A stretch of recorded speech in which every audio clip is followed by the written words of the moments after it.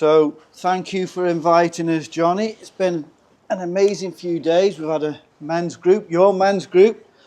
Can you just tell us about, because I know you as Jonny, but what's your first name? Your actual real first name? Real first name. It's a state secret, but I will spill the beans, no problem. So you can see very clearly which Bible stories my mother loved. I'm Saul Jonathan, and my brother is David Michael. So Amazing. David and Goliath, David's yeah. best friend Jonathan, King Saul. So the lankiest man in Israel. I probably would be if I was in Israel Head right and now. shoulders so, above the rest. When you're 2 meters tall, you stick out in Israel. Yeah, so, you're 6'6", aren't you? So that's, so 6'6". It's all good stuff. Amazing. You know? But that's my first name. But everyone knows me as Jonny or Jonathan. Anyway. And we are right at the foot of Table Mountain right now, aren't we? It's absolutely stunning. It's been sensational weather. To quote the Crowded House song, you always bring the weather with you. It's you and Mandy who've brought the great weather. So the weather's been sensational the last 3 or 4 days. It's been beautiful. So you're a fascinating character, and you are actually Jewish, aren't you? So I don't have the most cohesive background, like many South Africans. Yeah. It's mixed up. Yeah. So dad being an Ashkenazi Jew, in essence, pretty secular Jew, and mom being a Scottish Highlander, really, awesome. Partially on her side. So they, I think her forebears thought it would be hilarious for them to go from Dundee in Scotland in the late 19th century to Dundee in Natal. They forgot the minor detail that they'd be surrounded by 3 million Zulus baying for their blood, but they seem to have survived. And in 1944, my mum was born in Dundee in Natal, interestingly. And my dad, interestingly, was born in Kovno in Lithuania. So that's the mix. It's all mixed up, you know. But well, I think you've got a really interesting testimony, and you just go at your own pace, mate. But obviously, you now belong to the Lord. You've accepted Christ as Saviour. What was the background? What was the build up to that from, being a young kid and growing up? How did you get to that point? Because I know we'll talk about your combat years a little bit as well, because I think they had something to do with you finally coming to faith, eh? They did, initially. So when I was a kid, it was mom and dad were divorced when I was 6, quite young, so there's a fair bit of it. It was quite tricky, trying to figure out who's who in our particular zoo, and a lot of families are like that. But my brother and I were very close. We always have been, we still are. And, we held tight to each other, and we tried to make our way through, navigated everything that happened. But, we got through the school years, and then I did at 13, in the traditional sense, had a bar mitzvah. I went to Cheder, learned the Hebrew at the time, had a miraculous, I rebelled against it, because the weird thing, if I think about my life, it's not that interesting, but if I think about it, I've kind of always, somewhere in the back of me, in my marrow, I've just known that Jesus is the way. It's the most, it's bizarre, it is just something that's always been there, and I've never quite known how to articulate or get to the right point. I certainly didn't, having 2 contrasting parents as a kid. So went through the Jewish side, rebelled against the rabbis and everything, but I still did my bar mitzvah. And I'm grateful. I remember coming to the synagogue and getting up there and thinking, oh my oath, what do I do now? I haven't learned my words. You obviously go through it in Hebrew, and it was almost one of the first miracles in my life. I fluently read the Hebrew, went through it kind of without any issues. I do have a photographic memory, so maybe I'd read it 1 or 2 times, and it happened. But Jiminy Cricket, God supported me through that, and I did it. And I do remember the proud look on my dad's face after all the grief I'd given him. And I remember feeling afterwards, I'm glad I made Dad happy, so that was good. And my brother went through a similar experience. And my mom being on kind of the fringes of Christianity, really, at that stage. She died last year, February. She died a very powerful Christian woman. She had a difficult life herself, so it was tricky with her. We were actually raised by my dad, interestingly, which is quite unusual, particularly in the 70s, 70s South Africa and 80s. My brother and I came of age in the 80s. But yeah, Mom had a difficult time, but to her credit, she loved the Lord, and she was a praying mother, and I do feels like it had a lot to do with my brother and I being where we are today. Saved Christians, which is phenomenal. Dad was very much, I remember trying to broach the conversation with me, is very much, even as I got older, and chatted to him about it, he's very much Eric von Däniken, Chariots of the Gods, were all aliens came here, and it's the concept of panspermia, which is that aliens seeded life on Earth. Dawkins in Ben Stein's amazing documentary Expelled. That's right. At the very end, when Ben Stein confronts Dawkins and said, "What do you come on?" Yeah. The idea of nothing, of something coming from nothing, is a scientific and logical impossibility. Yeah. So what do you really? Well, all aliens were the engineers, he says. So you believe in panspermia? So he goes, yes, I do. And then Stein asks the obvious question, which I asked my dad, who made the aliens? Yeah. So it's the problem of first cause, which Bertrand Russell and other English philosophers battled with in the 20th century, So went through all of that. And then staying on my timeline, I'll try and just provide some sound bites. I then had, like most Africans in the mid-'80s, call up to the army. So 2 and a bit years. Tell us a bit about that, because people in Britain, probably even America, wouldn't know. They wouldn't understand. So I'll just give you some headlines. It's a pretty unpleasant time, but for a youngster, the army and getting involved in that sort of thing can either be crushingly terrifying or you embrace it as an adventure. I kind of did the latter. I always well, try. You're a big youth, aren't you? Let's be honest. I do. Fortunately, just as a character, I'm always going to try and do my best for everyone else around me. It's just been my nature. My brother is an even better man than me. He's got a phenomenal nature, and he always wants the best for everyone. And we've always kind of been like that, Davey and I. But so went into the army, specialized in explosives, phase 3 demolitions, mine warfare, booby traps, and heavy weapons. Jumped out of anything that moves, a Ratel, a Unimog, C-130 Hercules, Puma helicopter, you name it, so did all the training. And then interestingly, ended up operationally involved in the Angolan Civil War. So most of the boys, in the Safa boys who went up to the border in those days, fought in the Kunene province and were fighting SWAPO. We were involved. We'd go up to Windhoek to Rundu, east to Katima Mulilo, in the Caprivi Strip, and then we'd head north. We were training and equipping the UNITA forces, and who were fighting a civil war against the Cubans and the MPLA at the time. So our pseudo boss was Jonas Malheiro Savimbi, a very famous Angolan general who died an ignominious death, I'm afraid. But my call sign was Yankee 28. I still remember it to this day. I led the base. I had a battalion of UNITA, 900 soldiers who we were training, UNITA special forces in the specialties that I had. And then we'd take them in. We'd bring them across to Jamba, which was to the west. Our base is in Ruvungo. If you look at Katima Mulilo, it's like this, and the River Kwando goes up in a sort of 45-degree arc, and then it goes directly north with Zambia to that side. And there's a town called Ruvungo, Rivungo, and my base was just north of Ruvungo. So we'd do all the training there, we'd move across to Jamba, and then we'd head for the battlefield where they were, and they would get engaged. So anyway, that was incredible. So it's pretty. You saw some. I know you don't want to go into detail, but you've seen some really pretty brutal stuff in war. Yeah, it wasn't pleasant. Didn't like what I did. Didn't like what they were doing to each other. Didn't like. It's just it's a different planet. It's a planet. It really was a different planet. It's a chapter of warfare that people know very little about. When I got there, the UNITA soldiers, obviously many of them couldn't. The instructors were very good. Talented guys, and they had very good command of English, but to communicate with the troops, I either had to learn Ovimbundu or Portuguese. So eu falo poucas palavras português. I can speak a little still to this day. I remember all my military Portuguese. Wow. Eu bater vossas cabeça, você sangrar muito.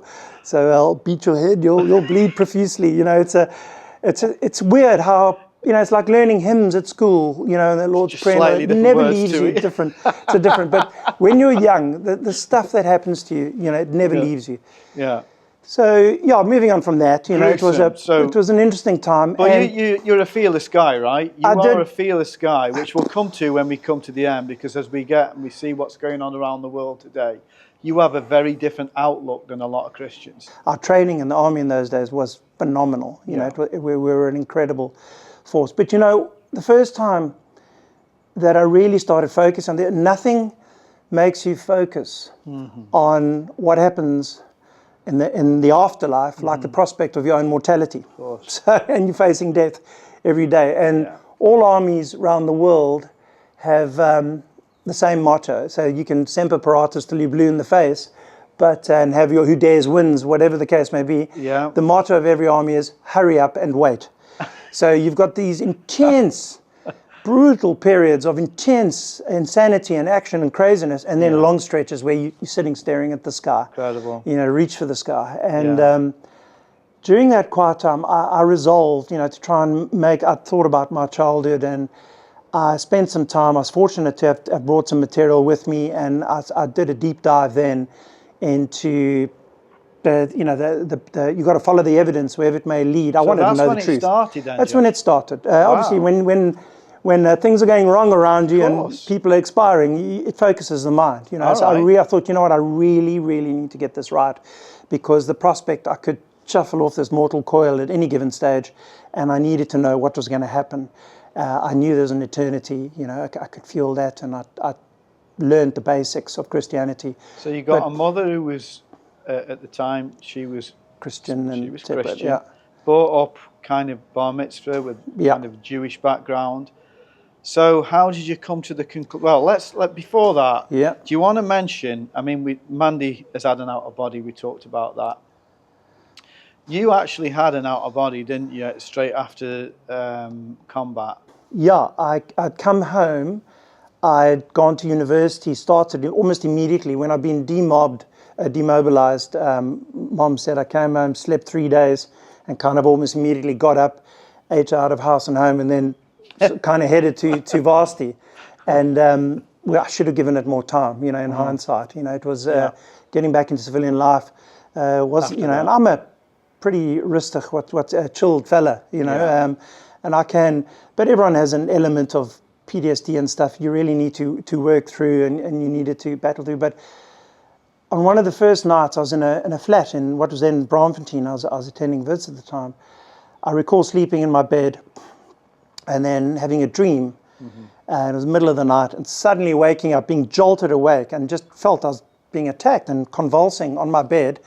I was alone in the flat, and I'm lying there with the duvet over me, and bizarre, I said, what on earth is going on? I said, what kind of episode, what sorcery is this, I was thinking, good grief.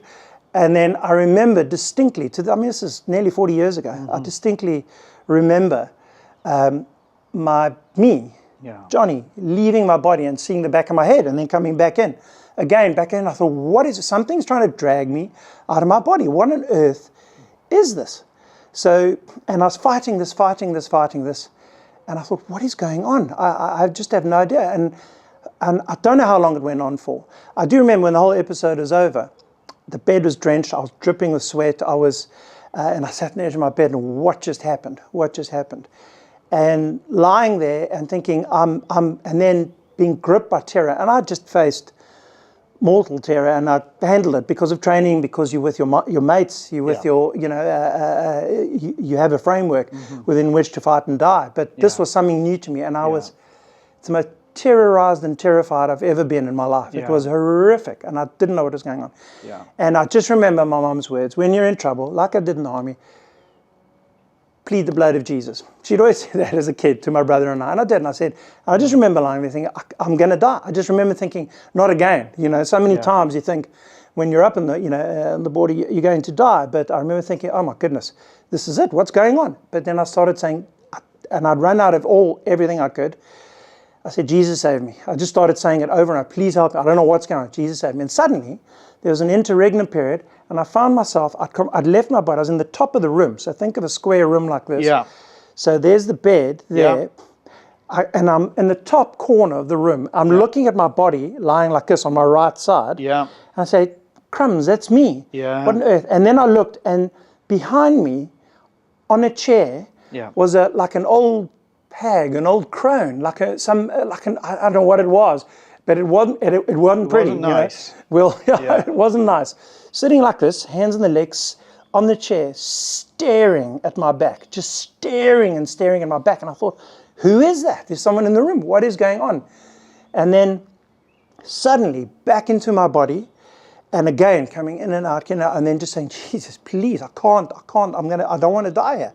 Help me. What is this? And then suddenly there was this, I kind of half woke up, and I had this bizarre, again, still lying on my right side. I thought, good grief, I had a vision of someone in the room coming in to stab me, and I thought, that's fine. That's something I can deal with. I can at least fight now. This is something more recognizable. And the hairs, and my whole body was just arched, and had a nice Elvis quiff in those days, so the hair was standing up, and and everything's good, and hair standing up in the back of my head and right on top of the head. And I thought, no, I immediately quickly formed a plan. How am I going to counter this? Grabbed my duvet, and I thought and I threw it. I was going to throw it over the guy, and then try and take, and then try and jump on him. And so I pick up the duvet, throw it over there, and the duvet falls to the ground. Nobody there. Amazing. I get up, switch my light on, bed is drenched, and I just, my goodness. A radical moment for me, and scary. And I remember telling Mom about it, and then Mom and my Oma and my gran came in, and they immediately came to the flat. We'll be there. Give us 2 hours, we'll be there. And they were praying the flat, whatever it was at the time. Anyway, that was that episode. Yes. So despite all of that, like most human beings, didn't listen. Yeah. And then it was university. And then I kind of figured out what I wanted to do, industry-wise, sector-wise, and broadly with my life. And ended up heading for the finest university on God's green earth, Rhodes University, in what was then a phenomenal town, Grahamstown. Yeah. Headed for the Eastern Cape. And what a phenomenal bunch of people. Some of my best mates to this day, Eastern Cape farmers. The people at Rhodes, it was one of the best times of my life, a phenomenal time in my life. But just prior to heading to Rhodes and during my army time and in that interregnum before heading to Rhodes, I'd made a huge effort to have a look at all of the belief systems in the world. So I didn't want to take anyone's word for it. I just, like any man should do, I said, you got to humble yourself. I said, Lord, just show me, please. I'll follow the evidence wherever it may lead. I know I'm made. That's a logical conclusion. Anyone who looks at a building knows there's a builder. If you look at a painting, there's a painter. It's madness. I don't know why they cop out at organic beings like ourselves. And Genesis 2:7 puts a knife, one verse puts a knife into evolution anyway. The Lord God formed man from the dust of the ground, breathed into his nostrils the breath of life, and man became a living soul. That's a direct act of human creation. So believe what you want about the physical world, but human beings were directly, personally, and intimately fashioned by God. So I'd recognize that, but who was God? So spent a lot of time looking at Islam, Hinduism, went through the Vedas, read the Quran, Shinto, Tao, Jainism, Confucianism, Fourfold Path of Buddha, Baha'i, the crazy, they've got that massive temple in Haifa. In Israel, they think everything's going to come to them. I've got bad news for them. The crazy thought that all these different beliefs are merely paths leading up the same mountain to the same God, and utterly illogical. There's a number of logical proofs that we do in our men's Bible study group that just completely dismiss that. So I got to know all of the belief systems of the world, full of mystical mumbo-jumbo. All the New Agey, just, I thought, goodness me, I just want truth. I just want history, I want narrative, I want truth. And then eventually got to the Bible properly, read the Bible, and I do recall sitting there being blown away and going, once I'd trawled through it, it's no mean feat, to really get through it and to really start to get under the skin of it. And so realize you left the Bible till the last one then, pretty much. Interestingly, because of my childhood, so I'd had a lot of exposure to Christianity, to Judaism. So I knew those two pretty well. I had a good handle. I thought I had a good handle. It's taken me a long time to really get a good handle on them. And God's been merciful in that regard. It's been great. But my goodness, it took a while. And then left that to last. And then when you sit and think about the Bible, 66 books, 40 different authors, 3 different languages, men from 11 different occupations from 6 different countries, with phenomenal harmony, phenomenal consistency, and numerous proofs, archaeological, the prophetic, the Bible, as we know, there's 31,103 verses, right? Fully a quarter of those 8,000 plus verses are prophetic, so, and of those 2/3 have been fully fulfilled to the letter. So you can point to that alone as a proof. A third is about 737 discrete predictions in the Bible. 2/3 are done, and there's 215 still waiting to be fulfilled. There's action ahead, action stations. Yeah. But, and a number of, proofs. We've written all of this down, for our Bible study group. There's special revelation and there's general revelation. Yeah. Romans 1:20, Romans 1, it says, the skies scream, creation screams the handiwork and glory of God. So, no man, we're all without excuse. And then obviously special revelation is what I was trying to understand. Yeah. And realize that human beings, this phone, what does your car come with? They all come with manuals, everything. We don't know how to work anything. Yeah. Everything comes with a manual, and our lives have come with a manual, a guidebook. And, we what we're like. It's the old World War I in the trenches. They're about to attack, and the officer sends a message down the trenches to the general saying, send reinforcements, we're going to advance. By the time it gets to the generals, the message has become, send 3 and 4 pins, we're going to advance. And they go, what? Because things get lost in translation with human beings. Of course they do. So God knows what we like. He knows our hearts, and write it down. Thank goodness. We're such twerps sometimes, all of us, humanity. You have to write it down. It has to be written down. And they're such important events, and he doesn't leave us bereft. He's written everything down for our so for somebody like you, you're deep thinking man, you are an intellectual. I know you're not going to say it, but I'll definitely say it. You came to the conclusion then, out of all the world religions, that the Bible had all of the truth in it. I couldn't fault it. So it's about, there's many, you've read Lee Strobel's series, Frank Turk picks these things apart. There's a number of great Bible scholars who try and disprove, many lawyers, many, hundreds. You'll get lawyers who try and disprove various elements of the Bible, and they come to faith by doing that, because it's impossible. The resurrection, there's more evidence for the existence of Jesus than there's for Julius Caesar. I mean, it's extraordinary. By country mile, all of the non-biblical things are there as well. An extraordinary raft. Again, for our Bible study group, we've written down so many of the proofs. We've done an incredible amount. We'll come to that, but we've done an incredible amount of work. There's no dispute. There's no doubt. Everything is truth. So how old were you then, Jonny, at that time? So that was me turning 21. 21? So you've already been in combat for 2 years. You've seen some stuff. You're only 21 years of age. You've read through all the world religions. I have. I'm a speed reader, and I have a really good memory, it's interesting. I can quote surahs, and in the hadith, there are various things. I know where to find, you don't have to know everything in this world, but you need to know where to find it. When people ask questions, you can always, and no one likes a know-it-all, and no one can know it all, but I did come to the conclusion that God is omniscient, omnipotent, omnipresent. He's incredible, and fortunately for us, he's omnibenevolent. He could have been a tyrant, could have been a despot. He's incredibly patient, and he needed that with me, because then I headed down to Rhodes University, and of course, despite knowing all of this, it was parties, girls, sport. Just Rhodes was a beacon of fun and university excellence when it came to that. Managed to snaffle a degree along the way, which was, thank goodness, but made so many good friends. Just it was an exceptional time. I'd also resolved during that time, I realized I wanted to be, so I kind of a little bit wayward then still, right? Yeah. And went a bit wayward, and I wasn't living out like a good Christian guy should. But I'd also resolved during that period that I knew I wanted to be a husband and a father. I knew I wanted to get married, and family was really what I was keen on at that time in my life.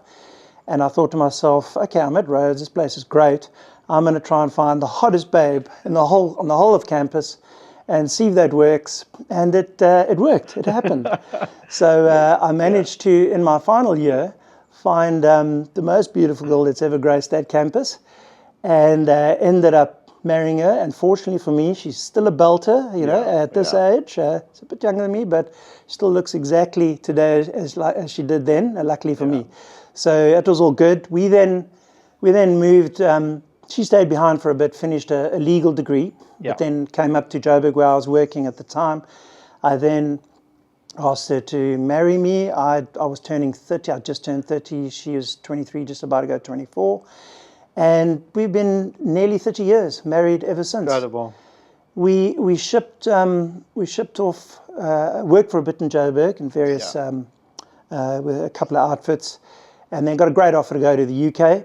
We built a marriage home, in River Club in Joburg, and a year into that, Christine just rolled out. I said, we're moving to the UK. In my industry, you want to put your skills against the best. Yeah. So it's either Wall Street or the City of London. Yeah. Obviously went to the States, had a look around. They kept thinking South Africa was South America. They couldn't understand rugby or cricket. I said, you guys aren't for me, sorry. So City of London it was, And the culture, culturally very similar. They just got lousy weather over there. Yeah, much worse weather. Yeah. But culturally very similar. And the City of London was booming at the time that I got there in the late 90s. So shipped across there. We went there originally on a 5-year plan, Christine and I. But things went very well. We ended up having 2 unimaginably beautiful children. They were beyond anything I'd imagined. And it was a massive blessing. Nicholas and Olivia, exceptional, really exceptional children. Thankfully, they had her looks and my height, so it worked out pretty well, for both of them. Thank goodness for that. But and we ended up, interestingly, things went better there. Yeah. My corporate career went better, and Christine had a phenomenal corporate career. She was at Goldman Sachs for many years. I was with investment banking, went into asset management, wealth management, and it went much better than we'd hoped corporately. So we ended up staying nearly 15 years. Before and then financially things went well, and we thought, you know what, a lot of guys do get to this point in life and think, do I really want to spend the rest of my life chasing the almighty dollar? I'd rather chase almighty God, We became increasingly convicted. Yeah. We wanted to raise our kids with our roots, and we wanted the old cliche of giving back. And then we resolved to move back. We had a number of choices. Things were really going well at the time. But we both resolved to move back here. So we did in late 2011. And the kids went to school here. And then we moved. From Vancouver to Sydney, from Santiago to Beijing, Cape Town does stand out as a uniquely beautiful place. And we then settled in. Christine as a mom, and me building businesses here and investing and doing various things. And then the 2010s were an interesting time, particularly towards the late 2010s. Yeah. You will recall that the world started going a little bit tilt. Yeah. Heading what's today known as the woke mind virus has been called that, amongst other things. There was a really strong left-wing slant and a real abdication. And I'll talk in the context of our Bible study group that we put some wonderful material together. I mean, it's very clear that we as a group of Christians are living through the 4th great rebellion of mankind, and it's a great apostasy. There's massive falling away, ejection of God and Christ and the Holy Spirit from particularly the Western nations, nations that had previously benefited, prospered, and thrived because they had the Bible, and the bulk of folk there stuck to truth and had managed to, in World War I and II, defeat very despotic regimes that could have changed the world for the worse. There's no doubt.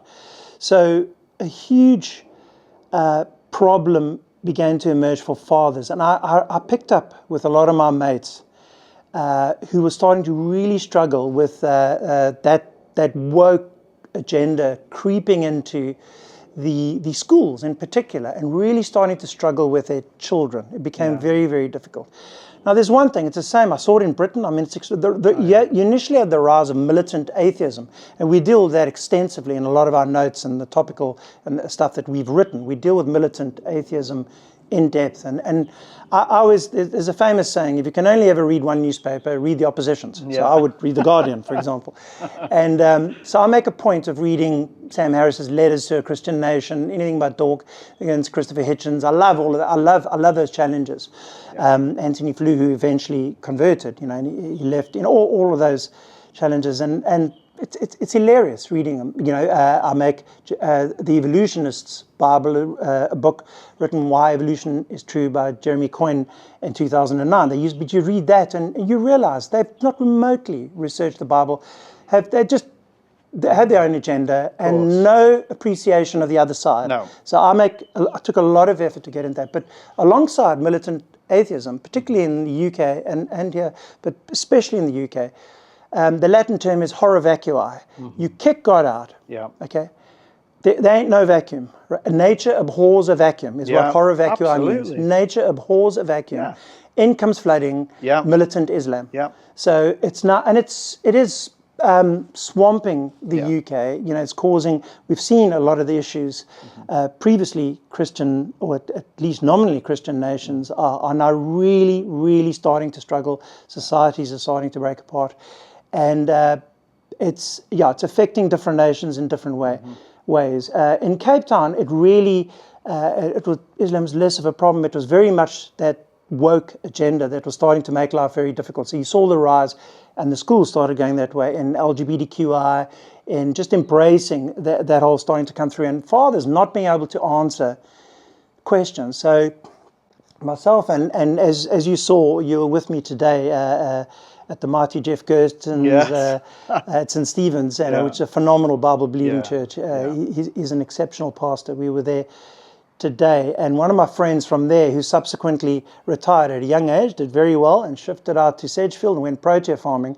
I was chatting with my good mate Colin Fair, and initially we had the idea together. We said, you know what, let's see, we can extend a helping hand to the guys. Let's start a Bible study, but we make it real. Yeah. We make it topical. We trawl through the Bible. Everything's anchored in the Word. Yeah. And happy to countenance deviation in any shape or form, discuss any other opinions in that, but it has to be the authenticity. So the first note we did, so we started with half a dozen guys. They all know who they are, phenomenal blokes. Many guys are here 2.5 years later. And we resolved to go through the entire Bible together. The framework that we dealt with authenticity. Yeah. So you can bleed till you're blue in the face, say the Bible says this, the Bible says that, but if people don't believe that the veracity of the Bible, that it is the special, that it is the truth, you have to, so all the proofs we've written down, we have them for anybody who ever wants them. We have an authenticity note that is very difficult to refute. Yeah. So once you accept that, then you have to start obeying, right? And you're accountable now, so it changes the discourse. We did a long and in-depth note on atheism as well. Which dealt with a lot of guys and helped a lot of guys. Then, over the course of 2 years, we've been on an incredible journey through the Bible. We've now you did the wonderful fusing of the Word and the Spirit. Yeah, I was guilty for many years of being too intellectual, around my faith. You've got to allow the Holy Spirit in. And it is an equal balance, it really, really is. That intellectual part needs to be there in the anchor, but the fruits of the Spirit must be there. They must be there. They absolutely must. Otherwise, what are you doing with your life? And Jeff said it beautifully this morning. He did John 17, the Lord's Prayer. What matters? Yes. What really matters? Everything must bring glory to God. Absolutely. No, all of us, we're going to shuffle off this mortal coil at some stage. And then what? He said it beautifully. It was a wonderful sermon this morning. But we established, what we did to help the guys in particular was to establish a framework to understand God's plan. Yeah. Israelis have their stiff-necked people sometimes. They are it's the old Rudyard Kipling ditty, how odd of God to choose the Jews. He could have chosen the Scythians, he could have chosen the Celts, it doesn't matter, but he did. Yeah. And Jesus was a Jew, he firmly was, that's what he did. It's insane to even think about the one that made us. We are made in the image of God, Imago Dei. It's extraordinary that God who actually made us, who made time, space, and matter, if you go back to and the laws of physics, the law of everything, incarnated as one of us for 33.5 years. Yeah. He knows us intimately. He knows all of our pain, our sufferings, our joys. It's just, and then you see his life, the incarnation, all the messages. You saw what Israel did to the prophets. We know all the prophets, they're called prophets for a reason, lots of prophecy. extraordinary stuff. And then you have the incarnation. Then you Jesus himself. Jesus himself. Yeah. Jesus Christ. Yeah. And the way we explain it to the guys in the Bible study is every Friday we sit there, it's 8 to 9, and we look at each other and we say, congratulations, we've discovered the meaning of life. And the meaning of life is twofold. To conform to the character and nature of Christ. Yeah. Unquestionably, we have to become like him. Yeah. Holiness, to abide in him, to be holy. And the second part of the meaning of life is to share that joy. It's been given to us freely. Yeah, lovely. And I love that. the mercy's been shown to us. We have to. We cannot be still. Yeah. The Great Commission.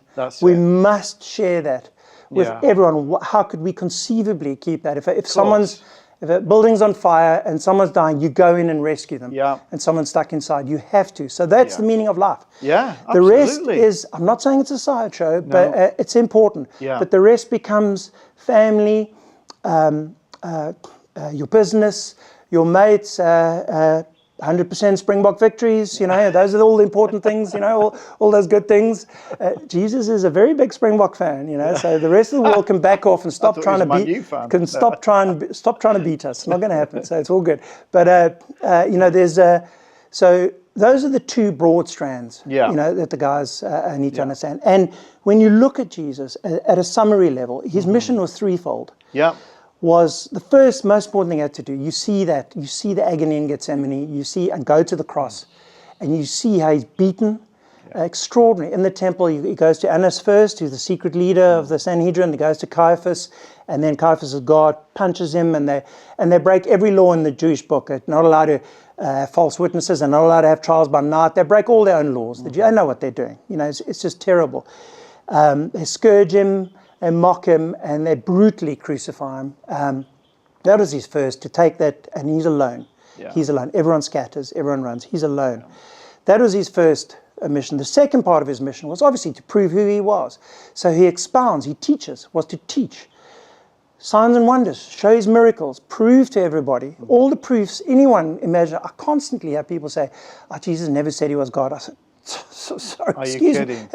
Are you joking? Yeah. It's replete. It's everywhere. The entire New Testament is replete, and in the Old Testament, replete with exactly. Everywhere. Who do you think was in the burning bush? That was Jesus. Exactly. Who was walking in the garden, in the cool of the day? Yeah. It's extraordinary. So expounding on the Ten Commandments, and the third part of his mission was to restore the Edenic covenant. Okay, his incarnation is there. He is coming again to reclaim the nations, put down this rebellion. Yeah. And we've had 6,000 years of human madness. No human form of government can ever work. Yeah. I mean, South Africa's got maniacs in charge. Yeah. Britain's got maniacs in charge. I'm unaware of any Christians anywhere in politics in the world currently. It's an extraordinary how it's gone that way. Incredible.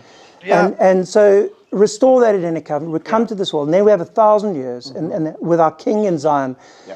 This world hates the word Zion, but the Bible, the Quran, doesn't mention Jerusalem once. No. Interestingly, the Quran mentions Israel 43 times. It doesn't mention Palestine once. No. Funny that. Yeah. But the Bible mentions Jerusalem over 800 times. Yes. It mentions Zion over 160 times. Yeah. City of David 100 times. It's very clear what he's playing on. And then the guys understand that so we've been learning. So what we've done in the men's, the guys took that to heart, to their credit. We've grown from half a dozen. We're about 40 men now, which is amazing, So we've grown to 40, around 25 to 30 on every Friday, depending on travel commitments. And that guys dial in from Edinburgh, London, Pretoria, Joburg, and the boys here in Cape Town, from all over, and Sedgefield and those sorts of places.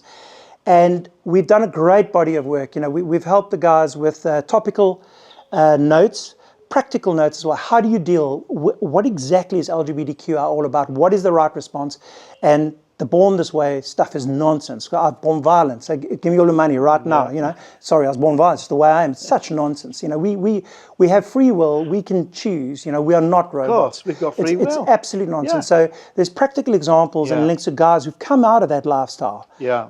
There are hundreds and thousands of people who've been saved out of even in the LGBTQ. Such were some of you. Absolutely right. So we've done a note on that, a note on abortion, on capital punishment, self-defense, euthanasia, on very tricky, all the difficult topical subjects. We also make a concerted effort to understand all the other faiths, which we've done. So we'll look at not just the big faiths, Hindu, Islam and those sorts of things. We look at Catholicism in depth. We look at Mormonism, Jehovah's Witness, Scientology, all the Seventh-day Adventists. We've got detailed notes. So anybody, we've got a great resource now, Library of Knowledge, all linking, all of those notes link to exactly where in the Bible they're going. So it's really cool.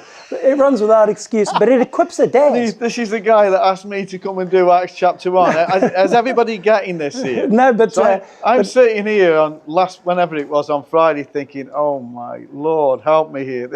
I can't do it. You did a fabulous job. No, you had an angle that we hadn't thought of. No, you are blessed. No, we value and we welcome a good... it's interesting. We've also compiled a list of specialists.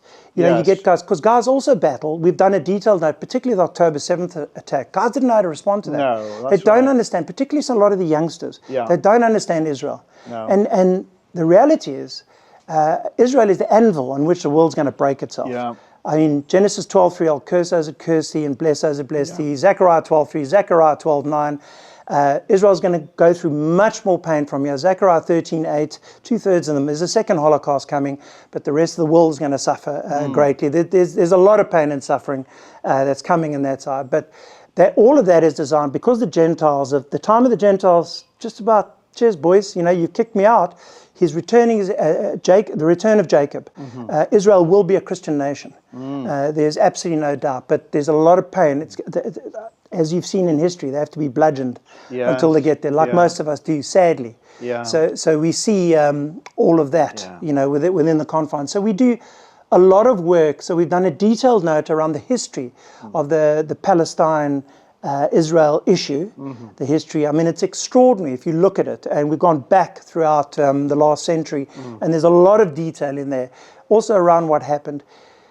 And the reality is, it all comes down, in a way, to this question. A lot of people battle to understand, what is it with the Jews? Why does everybody hate them? They are an extraordinary contributor to, whatever nation they end up in.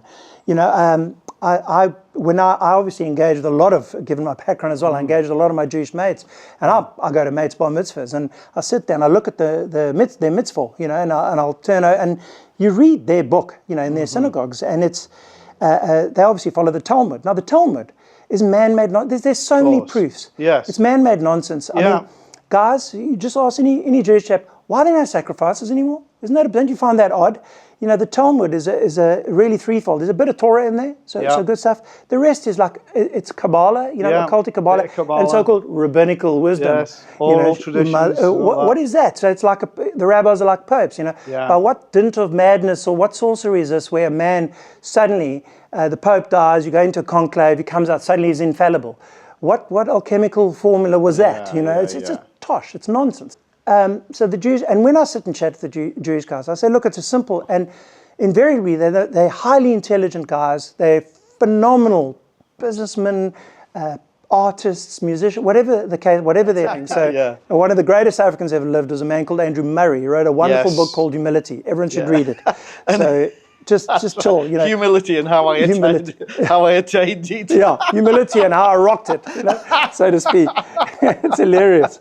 So it's I'm the best at humility. It's cool, but it is critical, to humble yourself and then get into all that. And I'll say to the Jewish guys, I say, when you argue, when you're in engagements with them, you say, right, all you got to do for me, my requests are always, go away, read Psalm 22.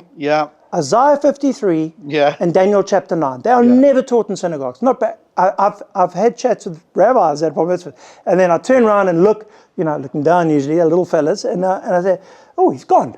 How did that happen? It magically disappeared because he knows where I'm going, right? But when the guys go away and look at that, they say Psalm 22, Isaiah 53, and Daniel 9 explicitly says the Jewish Messiah had to come for the destruction of the Second Temple, which happened in 70 AD. And when they look at Psalm 22 and Isaiah 53, they come and they say, ooh, suspiciously like Jesus. Okay, and then they're off, So it's immensely helpful to them, those two. But the real issue that people are going to break themselves on is Israel. They really struggle with that. You see it in the West, in all of our nations now, and our capitals are swamped with pro-Palestinian, and the youngsters, I want to help the youngsters. It's always, a lot of the dads, we're equipping them so that they can talk to their families, and in particular to the kids, about these truths, and make sure they can stand up. And the question is this: why does Satan think he can win? There you go. And the reality is, it's an interesting question. Yeah. He actually, a created being cannot beat its creator. No. Okay, my son, the apprentice, has already beaten his master, me. He's stronger, faster, better looking, and everything already. But when it comes to God, you cannot beat God. No. But what Satan can do is reach a stalemate with God. He can nullify his word, and here's how: by destroying the Jewish people. Why? Why does Satan and all of his minions and the bulk of humanity who he's got on his side turning against Israel, why does he want to destroy the Jewish nation? Because the Bible, God's word, and there's certain things he cannot do, and he cannot lie. His word will stand, okay? God will not lie. But he absolutely will not deviate from his word, and his word's very clear. Chapter 14, verse 4. Zechariah 14:4 says that when Jesus returns, his feet are going to touch down at the Mount of Olives. Yeah. I've been to Israel. I've been to the Mount. I've stood there. It's beautiful there. It's a beautiful city. Acts, which we were looking at, chapter 1, verse 9 to 12. They're chatting to Jesus. His final teaching said, spread my word, go out the Great Commission. And he's taken up in front of them into the air. And can you imagine those apostles? 11 of them at the time. Matthias was about to join. And they look up, wow, it must be. And when they look down, there's two angels. I don't know why everyone thinks angels have wings. They don't. No. They're dressed in white as men. Yeah. And two men said, why do you look up? For in the same manner you've seen this Jesus leave, in exactly the same manner he will return. Yes. He's going to come down in exactly the way he left. Yeah. Have a look at Acts chapter 1, 9 to 12. Matthew 23:39. Yeah. Look on him who they have mourned until he returns. You shall not see me again. Satan knows that his time on this earth is up. Yes.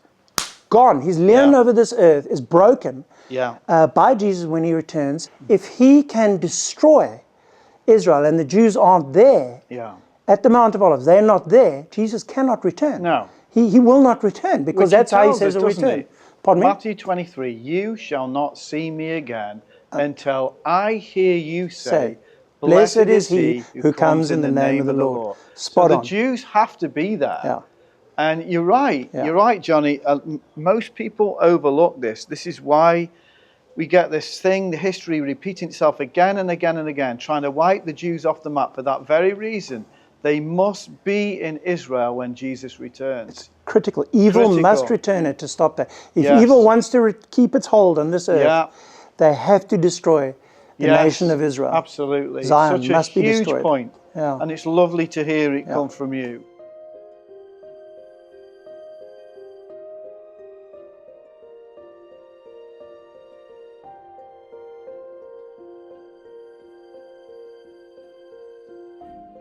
Have you ever told a lie? Yeah. Have you ever stolen anything? We've all broken the 10 Commandments. Yeah. You talk to any teenager, they can't name the 10 Commandments. They can name 10 beers, just like that. But, they can't. So you put, and we're all lying, thieving, blasphemous, adulterers at heart. All of that. We know the 10 Commandments.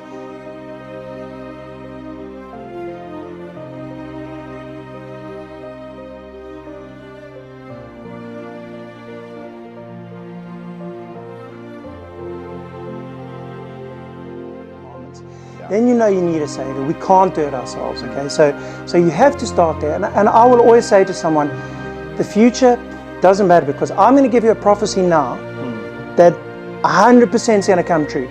You're going to die. You're going to die.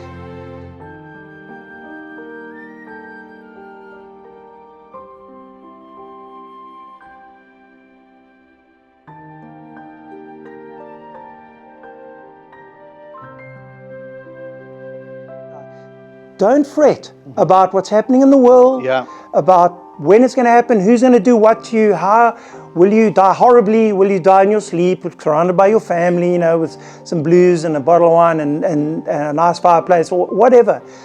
You're going to die. Focus on that. Yeah. Understand that. Contemplate it. Understand the process. Plan for it.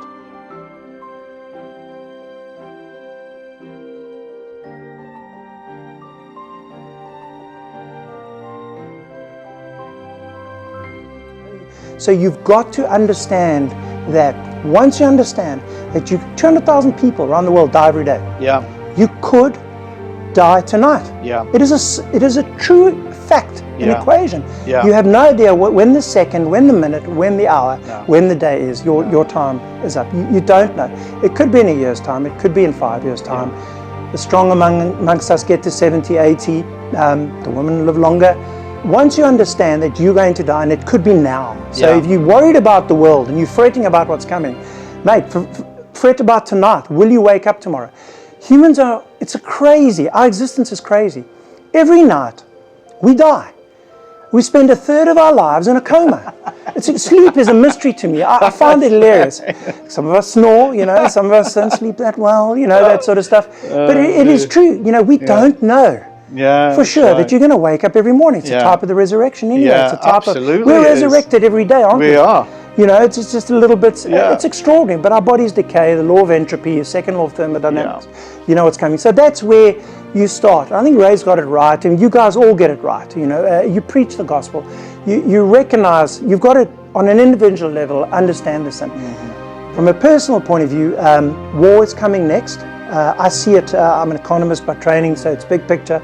I see everything that's going on with geopolitics, with central banking, with stock markets. You've seen what's happened over the last, the tariff tantrums, that have just exploded onto the scene, and it's quite, nobody sell their gold for now. So it's markets in a very, economies, there's a recession coming. Things are in a very precarious state. But there's the famous Thomas DeVoe quote, economics is war pursued by other means. Amazing. And when you get, it presaged World War I and World War II, the Great Depression led in. You see this. Yes. History doesn't repeat exactly, but my goodness, it rhymes. Yes. So it's coming. War is coming way before a lot of the prophecies that we're even going to get into. Yeah. Something, in my view, has to break Anglo-Saxon power. I worry that that's next. Yeah. Which is interesting. Then when that broad shield is done away, because God's lifting his hand of protection from the West, unquestionably. This civilization needs to be knocked over. That's what's going to happen before you get 10 kingdoms. We are nowhere near configured correctly. I think we're heading for a World War III scenario, I'm afraid. If you go back to 1914, the early part of 1914, what's that, 111 years ago? Yeah, 111 years ago. What are there today? 183 countries in the world. Half of the countries around today didn't exist. No. In the early 1940s, they didn't exist. We all sit here thinking everything's going to be the same, it's going to carry on the way it always has been. There's significant change coming.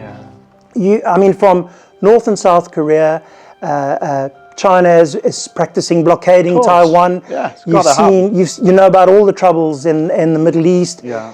The world's on fire. There's no doubt.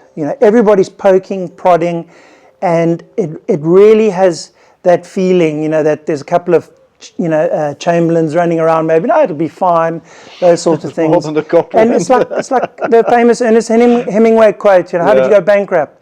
Gradually, and then suddenly. Yeah. And it's like when the first bullets fire, everything's kind of okay, and they claw back from their abyss, and then bang, it's gone. But conflict is coming. 88% of the world's population lives in the Northern Hemisphere. They tear each other to pieces on a regular basis. There's an element of that here. The configuration of the world at the moment will change. There is no doubt. There's a significant reset and a heck of a shock. Yeah. We have all the hope in the world. We could expire to, and we could. Honestly, it's going to happen. We need to be wise. Harmless as doves, wise as serpents. I like what you say there, though, because you love life. To me, it's obvious that you love life. You love your wife, you love your son, you have a very special relationship with your son, and I think we've been here for about 3 or 4 days, and it's obvious to me you have a lovely balance. So you're passionate about your job, you're very passionate about the Lord, you've got a great group of men that you teach, a great relationship with your son, and we need this, Jonathan, don't we? We need Kids need our support. We've been talking about this. We have a generation coming up now, Gen Zers, millennials, people coming up. They are worried. They don't want to hear about this stuff 24/7 at all. Sometimes we can get stuck in this loop of talking about that a lot. But, you know, maybe some of them have got something to teach us. Your son is in Stellenbosch right now. Something incredible's happening in Stellenbosch. He's leading people to the Lord left, right and centre. Hundreds He's no of students pushover, that lad. coming to Christ. No, He's an incredible guy. He's an inspiration to his mom and dad, Yeah, let me tell you. He's an no exceptional child. And his mates are exceptional. Yeah. You know, the people I work with in my business are exceptional Christian people. I mean, I work with an amazing group of guys.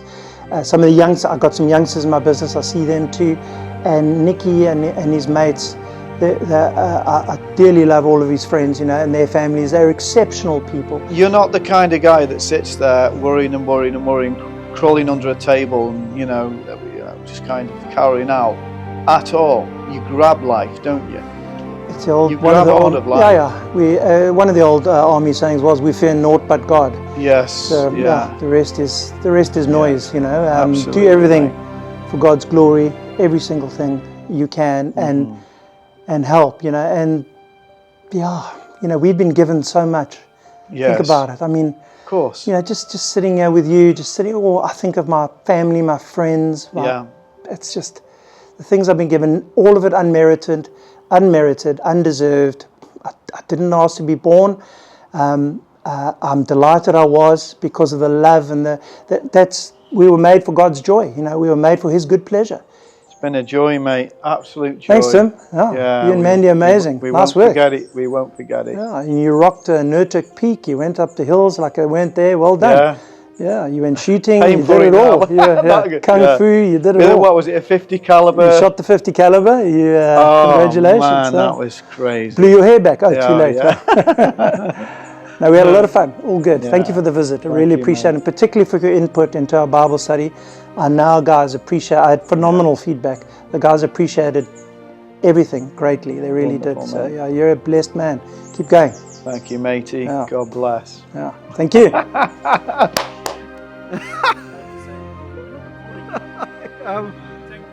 No, this is video. Yeah.